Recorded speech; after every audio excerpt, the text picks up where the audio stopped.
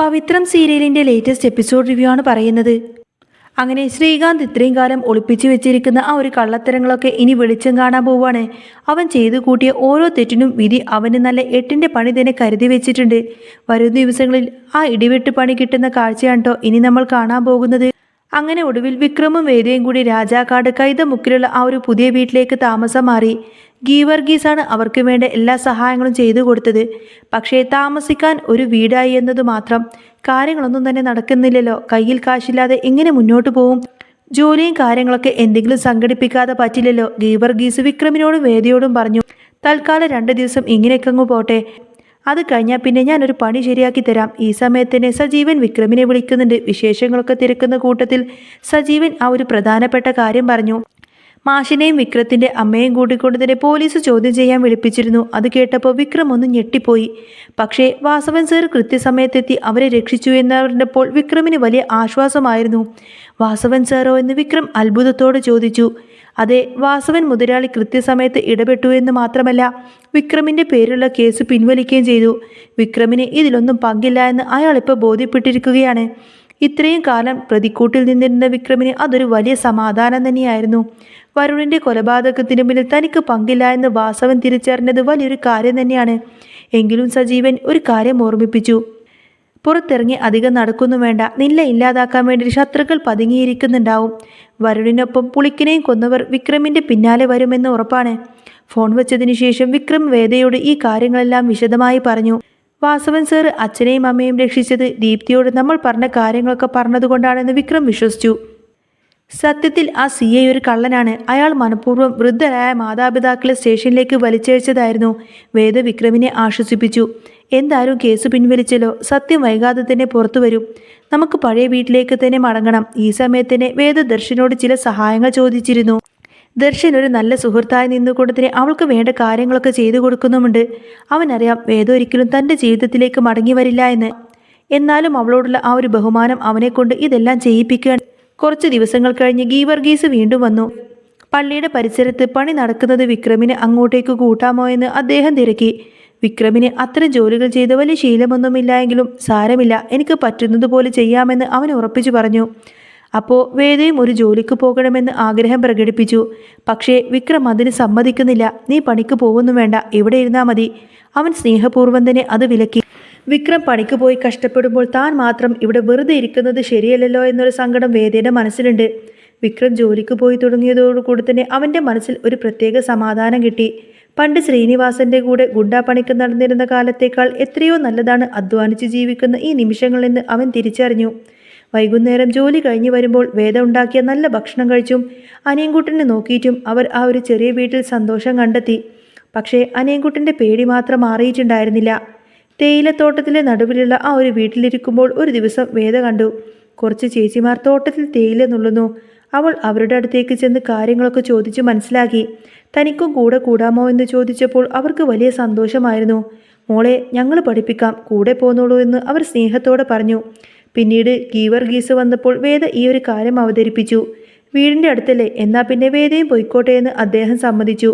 അങ്ങനെ വേദയും പണിക്കിറങ്ങി. അവരുടെ 2ാം ജീവിതം ശരിക്കും മനോഹരമായി തന്നെ മുൻപോട്ട് പോയി. അധ്വാനത്തിൻ്റെ വിലയും അതിലൂടെ കിട്ടുന്ന സമാധാനവും അവർ ശരിക്കും ആസ്വദിക്കുന്നുണ്ടായിരുന്നു. എങ്കിലും ഒരു ഭയം എപ്പോഴും അവരെ വേട്ടയാടി. ആരെങ്കിലും തങ്ങളെ തേടി വരുമോ എന്നൊരു ഭയം. ഒരു ദിവസം ഗീവർഗീസ് പറഞ്ഞു, മൈക്കിളച്ചൻ പറഞ്ഞിട്ട് സൈക്കാട്രിസ്റ്റ് ഡോക്ടർ ജോർജ് വരുന്നുണ്ട്, അനിയൻകുട്ടനെ ഒന്ന് കാണിക്കണമെന്ന്. അതൊരു നല്ല തീരുമാനമാണെന്ന് അവർക്കും തോന്നി. അന്ന് രാത്രി നല്ല തണുപ്പുള്ള നേരത്ത് വിക്രമും വേദയും കൂടി തോട്ടത്തിലുള്ള ഒരു പായൽ പോയിരുന്നു. ആ പുതപ്പിനുള്ളിൽ 2 പേരും കൂടി ഒതുങ്ങിയിരുന്ന് ഭാവി കാര്യങ്ങളെല്ലാം പഴയ കുട്ടിക്കാലത്തെ കഥകളും ഒക്കെ പറഞ്ഞ് കുറേ നേരം അവിടെ തന്നെ അങ്ങ് ചെലവഴിച്ചു. കുറച്ചു കഴിഞ്ഞ് അവർ തിരികെ വീട്ടിലേക്ക് എത്തിയപ്പോൾ കണ്ട കാഴ്ച ഞെട്ടിക്കുന്നതായിരുന്നു. വീടിൻ്റെ വാതിലൊക്കെ തുറന്നു കിടക്കുന്നു. അകത്ത് അനിയൻകുട്ടനെ കാണാൻ പോലുമില്ല. 2 പേരും വല്ലാതെ പേടിച്ചു പോയി. ആരെങ്കിലും അവനെ തട്ടിക്കൊണ്ടുപോയതായിരിക്കുമോ? അവർ നിലവിളിച്ചുകൊണ്ട് തോട്ടത്തിലൂടെയൊക്കെ ഓടി. ഒടുവിൽ തോട്ടത്തിൻ്റെ ഒരറ്റത്ത് വെച്ച് അവനെ കണ്ടെത്തി. അവൻ ആരോ പേടിപ്പിച്ചതുപോലെ വിറക്കുന്നുണ്ടായിരുന്നു. അവനെ കിട്ടിയതോടുകൂടിയാണ് അവർക്ക് ശ്വാസമൊന്ന് നേരെ വീണത്. പിറ്റേന്ന് തന്നെ അവർ അനിയൻകുട്ടനെ കൂട്ടിയിട്ട് ഡോക്ടറെ കാണാൻ പോയി. ഡോക്ടർ അവനെ വിശദമായി തന്നെ പരിശോധിച്ചു. പേടിക്കേണ്ട വിക്രം, ഇവൻ എന്തോ കണ്ടു വല്ലാതെ ഭയന്നതാണ്. അതിൻ്റെ ആഘാതം മാറാൻ കുറച്ച് സമയമെടുക്കുമെന്ന് ഡോക്ടർ പറഞ്ഞ് ആശ്വസിപ്പിച്ചു. ഡോക്ടർ നൽകിയ മരുന്നും കൗൺസിലിങ്ങും അനിയൻകുട്ടനെ പതുക്കെ ജീവിതത്തിലേക്ക് തിരികെ കൊണ്ടുവന്നു. ഇതേ സമയം ശ്രീകാന്തും ചന്ദ്രശേഖരനും ഇവരെ കൊലപ്പെടുത്താൻ വേണ്ടി 4 ഭാഗത്തും തിരച്ചിൽ നടത്തുന്നുണ്ടായിരുന്നു. അനിയൻകുട്ടൻ വാ തുറന്ന തങ്ങളുടെ കളി തീരുമെന്ന് അവർക്ക് നന്നായിട്ട് അറിയാം. ഒടുവിൽ ഒരു ദിവസം ആ ഒരു സത്യം പുറത്തു വന്നു. അനിയൻകുട്ടൻ താൻ കണ്ട ആ ഒരു ഭീകരമായ കാഴ്ച വിക്രമിനോടും വേദയോടും തുറന്നു പറഞ്ഞു. പുളിക്കനെ കൊലപ്പെടുത്തിയത് ആരാണെന്ന് അവൻ നേരിട്ട് കണ്ടിരുന്നു. അന്ന് രാത്രി ഞാൻ കണ്ടു. അവർ ആ പുളിക്കനെ കത്തിക്കൊണ്ട് കുത്തുകയായിരുന്നു വിക്രം ആവേശത്തോടു ചോദിച്ചു. ആരാടാ കുത്തിയത്? അനിയൻകുട്ടൻ വിറക്കുന്ന ശബ്ദത്തോടു കൂടെ തന്നെ ആ ഒരു പേര് പറഞ്ഞു. ശ്രീകാന്ത്. കൂടെ ചന്ദ്രശേഖരനും ഉണ്ടായിരുന്നു. അത് കേട്ടപ്പോൾ വിക്രമിൻ്റെ ഉള്ളിൽ ഒരു വിസ്ഫോടനം തന്നെ നടന്നു. വരുണിനെ കൊന്നതും ഇവർ തന്നെയാണെന്ന് അവരുറപ്പിച്ചു. ഈ സത്യങ്ങളെല്ലാം തന്നെ വാസവൻ അറിഞ്ഞു കഴിഞ്ഞാൽ പിന്നെ ശ്രീകാന്തിനെ വെറുതെ വിടില്ല. ശങ്കരനാരായണൻ മുന്നേ പറഞ്ഞിട്ടുള്ളതാണ്, ഏതെങ്കിലും കൊലപാതകത്തിൽ പങ്കുണ്ടെന്ന് തെളിഞ്ഞാൽ നിന്നെ ഈ വീട്ടിൽ നിന്നും അടിച്ചു പുറത്താക്കുമെന്ന്. ശ്രീകാന്തിൻ്റെ അന്ത്യക്രൂതാശ അവിടെ നടക്കാൻ വേണ്ടി പോവുമായിരിക്കും. സത്യം ജയിക്കുന്ന ആ ഒരു നിമിഷങ്ങൾക്കായിട്ട് നമുക്ക് കാത്തിരിക്കാം. അനിയൻകുട്ടൻ ആ ഒരു സത്യം വിളിച്ചു പറഞ്ഞതോടുകൂടി തന്നെ വിക്രമിൻ്റെ ഉള്ളിൽ ഒരു കാട്ടുതീ പടരുന്നത് പോലെയാണ് തോന്നിയത്. അവൻ്റെ കൈകൾ അറിയാതെ മുറുക്കി പിടിച്ചു. കണ്ണുകളിൽ അത്രയും കാലം കടിച്ചമർത്തി വെച്ച ദേഷ്യം ഇരിച്ചു കയറി. എടി വേദേ, ഇവനെ ഞാൻ വെറുതെ വിടില്ല. എൻ്റെ അച്ഛനെയും അമ്മയും പോലീസിനെ കൊണ്ട് പീഡിപ്പിച്ചു. എന്നെ ഒരു കൊലയാളിയാക്കി മുദ്രകുത്തി. എല്ലാത്തിനും പിന്നിൽ ആ ശ്രീകാന്തും ചന്ദ്രശേഖരനുമായിരുന്നില്ലേ എന്ന് പറഞ്ഞ് വിക്രം ആ ഒരു തോട്ടത്തിലൂടെ താഴേക്ക് ഓടാൻ തുടങ്ങി. പക്ഷേ വേദ അവൻ്റെ കൈപിടിച്ച് ശാന്തമാക്കി തടഞ്ഞു. അരുത് വിക്രം, നീ ഇപ്പോൾ പോയി കഴിഞ്ഞാൽ അവനെ വീണ്ടും എന്തെങ്കിലും കുരുക്കിൽ ചാടിക്കും. നമുക്ക് നിയമപരമായി തന്നെ അവനെ പൂട്ടണം. അനിയൻകുട്ടൻ പറഞ്ഞത് കേൾക്കാൻ ഒരാൾ കൂടി വരണം. അത് വാസവൻ മുതലാളിയാണ്. അദ്ദേഹം പറഞ്ഞാലേ ഇതിനൊരു തീർപ്പുണ്ടാവൂ. വേദയുടെ വാക്കുകളിലെ ആ ഉറപ്പ് വിക്രത്തിനെ ഒന്ന് തണുപ്പിച്ചു. അവർ അന്ന് രാത്രി തന്നെ ഗീവർഗീസിനെ പോയി കണ്ട് കാര്യങ്ങളൊക്കെ പറഞ്ഞു. ഗീവർഗീസ് ഉടനെ തന്നെ വാസവനെ വിളിച്ച് വിവരം അറിയിച്ചു. പക്ഷേ ഇതേ സമയം ശ്രീകാന്തും ചന്ദ്രശേഖരനൊക്കെ ആകെ വെറി പിടിച്ച് നടക്കുമായിരുന്നു. വിക്രമും വേദയും രാജാക്കാട്ടുണ്ടെന്ന വിവരം അവർക്ക് ഏതോ ഗുണ്ട വഴി ശ്രീകാന്ത് അറിഞ്ഞു. അന്ന് രാത്രി തന്നെ ആ ഒരു പണി തീർക്കണം. ചന്ദ്രശേഖരൻ പറഞ്ഞു. ആ ചെക്കൻ വായ തുറന്ന നമ്മുടെ കഥ കഴിഞ്ഞത് തന്നെ. അവൻ മരുന്നും കൗൺസിലിംഗും ഒക്കെ കഴിഞ്ഞ് പഴയ ഓർമ്മകളിലേക്ക് വരികയാണെങ്കിൽ നമ്മൾ അഴിക്കുള്ളിലാവും. ശ്രീകാന്ത് പല്ല് കടിച്ചു പിടിച്ചു പറഞ്ഞു.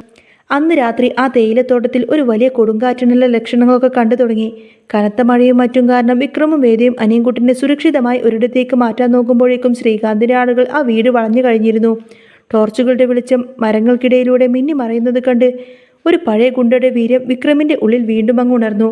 പക്ഷേ ഇത്തവണ അത് മറ്റുള്ളവരെ ഉപദ്രവിക്കാനല്ല, സ്വന്തം കുടുംബത്തെ രക്ഷിക്കാൻ വേണ്ടിയിട്ടായിരുന്നു. വേദ, നീ അനിയൻകുട്ടനെ കൂട്ടിയിട്ട് ആ തോട്ടത്തിൻ്റെ വശത്തൂടെ പള്ളിയിലേക്ക് ഓടിപ്പോയിക്കോ. ഞാൻ ഇവന്മാരെ നോക്കിക്കോളാമെന്ന് വിക്രം പറഞ്ഞു. ആ തോട്ടത്തിലെ ചളിയും മഴയിലും വിക്രം ഒറ്റയ്ക്ക് ആ സംഘത്തോട് പൊരുതി. വടിവാളും കമ്പിപ്പാരയുമായി വന്ന അവന്മാരെ ഓരോരുത്തരെയായിട്ട് വിക്രം അങ്ങ് അടിച്ചു വീഴ്ത്തി. പക്ഷേ ശ്രീകാന്ത് തൻ്റെ തോക്കുമായി അനിയൻകുട്ടൻ്റെ പിന്നാലെ പാഞ്ഞു.